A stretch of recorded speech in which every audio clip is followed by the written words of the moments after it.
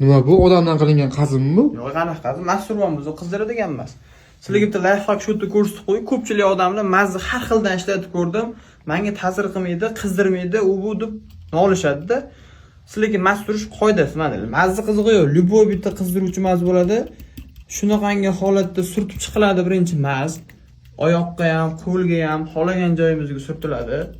Keyin mana bunaqa holatda yediramiz. Birinchi e'tibor qilamiz, belgi siyla ketmaydi, bu yerlarga xalaqit qilmaymiz. Tepaga chiqqanda bo'lsa, faqat muskul qatlam bo'lgani uchun polni buni ishqalab surib olamiz, yaxshilab. Faqat mazza e'tibor qilasizlar. Kuchliroq maz bo'lsa, salpal nomiga qilib ko'rasizlar. Agar maz oddiyroq, unchalik zo'r qizdirmaydigan, yengilroq varianti bo'lsa, ko'proq surib olsanglar ham bo'ladi. Asosiy etap bo'lsa, strich paket bilan o'rash. Oyoq qo'lni siylar o'raveramiz, belli bo'lsa xuddi shunaqangi holatda. Faqat esdan chiqdi, birinchi yog' surtiladi, o'pishga olganda yoki massajdan keyin qilinadi.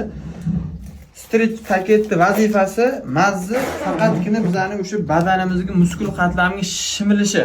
Effekti xudo xolasa, любой bitta mazni effekti cho'tki seziladi. Demak, shu har doim shamollab yurib qizdiradigan mazni surtish xohladigan do'stligimni jo'natib qo'yasizlar.